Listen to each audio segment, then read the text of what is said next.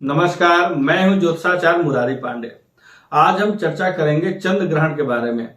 चंद्र ग्रहण 8 नवंबर 2022 को लगने जा रहा है। आपको पता है कि यह वर्ष का दूसरा चंद्र ग्रहण लगने जा रहा है और अभी सूर्य ग्रहण भी दिवाली के अगले दिन लगा हुआ था।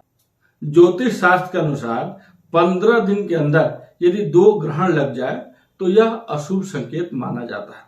ऐसा कहा जाता है शास्त्रों में कि यदि 15 दिन के अंदर 2 ग्रहण लग जाए तो प्राकृतिक आपदाएं होने की बहुत ज्यादा संभावनाएं बढ़ जाती है या मानव जाति पे कोई विपदा इत्यादि महामारी इत्यादि का प्रकोप बढ़ने का खतरा मंडराने लगता है। यानी कुल मिलाकर कहा जाए तो यह शुभ संकेत नहीं होता है।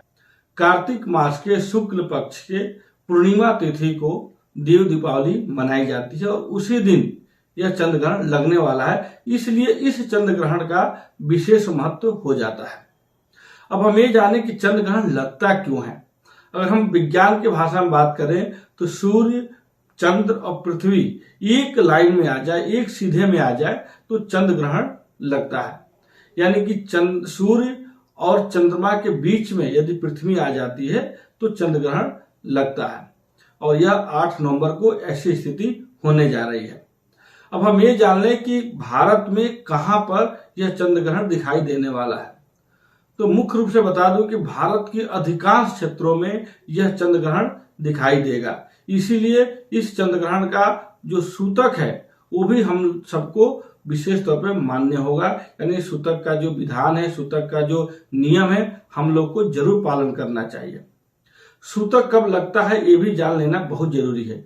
जब सूर्य ग्रहण लगता है उससे 12 घंटा पहले सूतक प्रारंभ होता है, लेकिन चंद्र ग्रहण के लिए नियम कुछ और है। जब चंद्र ग्रहण लगता है उससे 9 घंटा पहले सूतक प्रारंभ हो जाता है।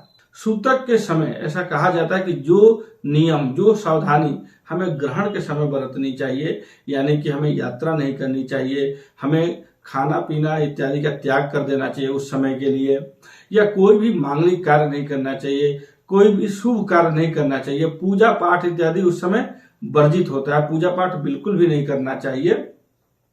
यही नियम ग्रहण के समय भी पालन करना चाहिए और सूतक के समय भी यह नियम हम सबको पालन करना चाहिए।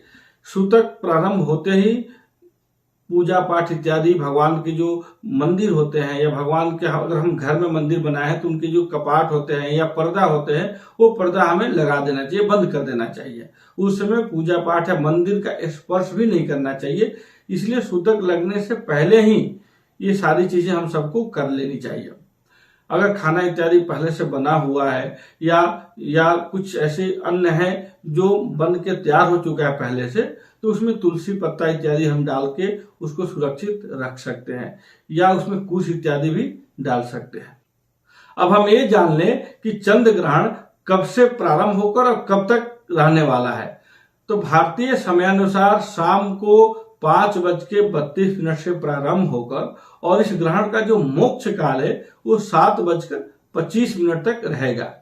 ग्रहण के समय मंत्र जाप करने का बहुत बड़ा महत्व हमारे शास्त्रों में बताया गया है। ऐसा कहा जाता है कि गुरु के द्वारा दिया गया मंत्र, यानी जो गुरु मंत्र जिसको कहा जाता है, उसका जाप करने से ग्रहण काल में अनंत गुना फल की प्राप्ति होती है और वह गुरु मंत्र स्वयं सिद्ध हो जाता है। यदि आप गुरु मंत्र नहीं भी लिए हैं तो आपको परेशान होने की आवश्यकता नहीं है।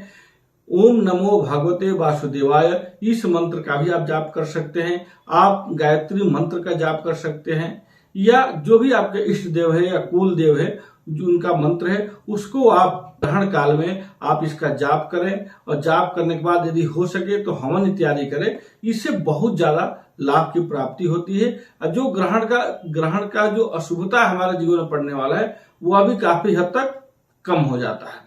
ग्रहण के बाद हमें गंगा स्नान करने का विधान है या कोई भी पवित्र नदी है उसमें स्नान करना चाहिए। यदि आप नदी के किनारे आपका घर नहीं है या आप नदी में नहीं जा सकते नहाने के लिए तो घर में नहाएं, उसके बाद उसमें कुछ गंगा जल इत्यादि डाल लें या गंगा जल का छिड़काव अपने ऊपर कर लें। ग्रहण के बाद अपने घर के चारों तरफ लैट्रिन बाथरूम छोड़कर गंगा जल का छिड़काव कर लेना चाहिए।